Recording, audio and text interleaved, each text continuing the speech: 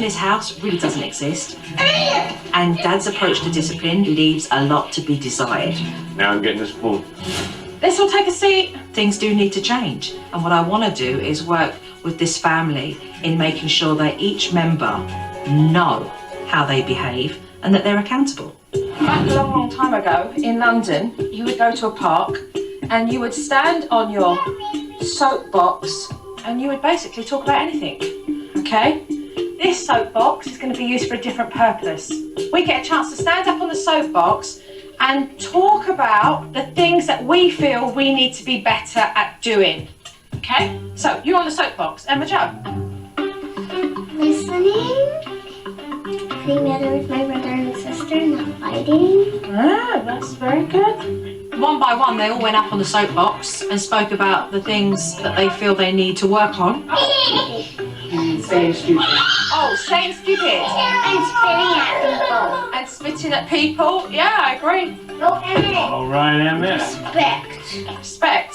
Fair enough. These kids know. They're really smart. They know what they should be doing. By saying it out loud, you're actually showing the rest of the family that you're aware of the things that you do that are wrong. Arguing, listening, temper. I was very proud of my kids that they were able to stand up there and talk about the things that they could work on. Amber, do you have anything to say up there? Yeah, what do you have to say?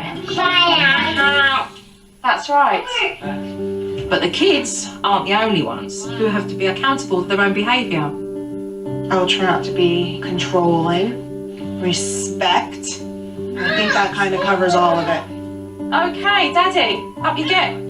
I need to have more patience. I need to not be spanking anymore. Using the spoon, using the belt, pulling ears, and hot sauce too. Emma Jo, she jumped up and down. She was like, yes, no more smacking. No more. I felt good about that because when he does that spanking and hot sauce, it really does hurt. Okay, thank you, Daddy, okay? Getting up there in front of the family, it's like everybody heard you say it, so now you gotta carry through. The hard part is following through now. Mum and Dad have agreed not to use hot sauce and wooden spoons, so now what I really need to do is to teach them a proper timeout.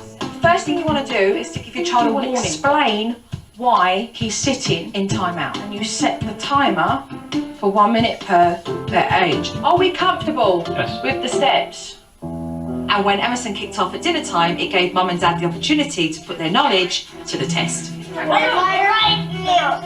Look at me, look at me, look at me. I don't have to listen to you if you be mean. If you leave this table, you will go in timeout. Do you understand that? Yes. Okay, so climb up in your chair, please. Come on. No talking. Mommy is putting you in timeout for not listening. For how much minutes? 4 minutes. Say nothing. No talking. I don't want you anymore.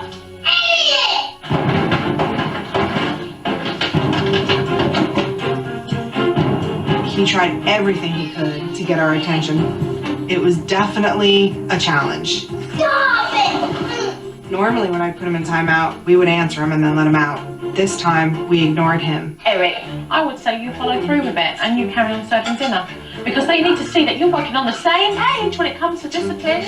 You're both doing it together. Whee! So I took over, put Emerson back in timeout. He wasn't very happy with that. Dad, if you're getting close to me, I'm gonna kick your Calling me quite an array of names, Daddy, you're an idiot! screaming, yelling. Daddy! He was definitely pushing the buttons.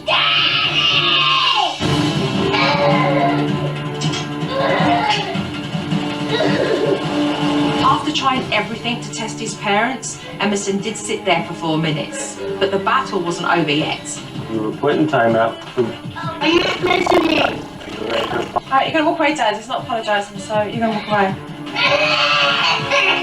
This is about you learning to be composed. Because this is a little boy that is out of control, and you do not need to go there. It makes you feel remorseful. You don't have to be in that place. Dad just remained calm and patient, and a few minutes later, it paid off. Are you ready to apologize now? Listen, there'll be no more fresh voices and naughty behavior. We're gonna go right back in the timeout. Okay. Tonight's outcome, without hot sauce or the hot sauce threat or the spanking threat, definitely makes me feel a lot better. The next day I wanted to address Emmett's homework. This has created a lot of stress for this family because Beverly always wants to dictate how it's done. This is a huge test coming up. Stop crying. Stop crying. So what I'm going to give them is some useful tips for homework so that it's less stressful. The first one is let him decide. Let Emmett decide what homework he's going to do first. The second is to listen and then to respond. Number 3, look for solutions and not for arguments. Number 4, encourage effort. When you see that you're doing very well and that's noticed, how does that make you feel? Good. Of course. And number 5, be there if needed, if not, step back. So I'd love to put this into practice now and let's do some homework. I think Emmett liked the idea of being able to take control back of his homework instead of me telling him what to do, when to do, and how to do it. Okay. All right. First. All right. Call me if you need me. Emmett completed his math assignment, no fuss at all, but things started to go downhill when he asked Mum to check his work. It looks good. You might want to review this one.